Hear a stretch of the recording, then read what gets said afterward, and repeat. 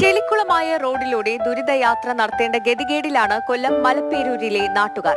കുഴിയം മുതൽ ആനപ്പുഴയ്ക്കൽ വരെയുള്ള 6 kilometre road tar ചെയ്യാൻ കുഴിച്ച് കുളം തോണ്ടിയെങ്കിലും മറ്റൊന്നും ചെയ്തില്ല.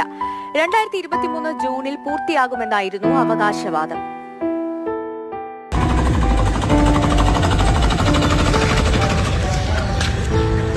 ഒരു റോഡിന്റെ രോദനം. വിത്തെറിയാൻ ഉഴുതുമറിച്ചിട്ടിരിക്കുന്ന പാടമാണിതെന്ന് കരുതരുത്. കുഴിയം മുതൽ ആനപ്പുഴയ്ക്കൽ വരെ നാട്ടുകാരുടെ യാത്ര ഈ ചെളിക്കുടിലൂടെയാണ്.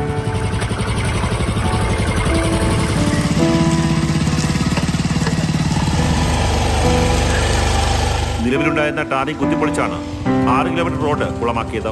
ജൂൺ തുറക്കുന്നതിന് മുമ്പ് ഇത് ശരിയാക്കേണ്ടതായിരുന്നു, സ്കൂൾ തുറക്കുന്നതിന് മുമ്പ്. പക്ഷെ ഇതിപ്പോ ജൂൺ ആയി കഴിഞ്ഞു. ഇപ്പൊ ഇനി ഈ മഴ സമയം തുടങ്ങി. ഈ പിള്ളേരുടെ കാര്യമാണ് നമുക്ക് ഏറ്റവും കൂടുതൽ ചിന്തിക്കണം. അവർക്ക് പോകാൻ പറ്റത്തില്ല. പിന്നെ രോഗികളെയും കൊണ്ട് ഹോസ്പിറ്റലിൽ പോകുന്നത്, ഒരു ഓട്ടോറിക്ഷ പോലും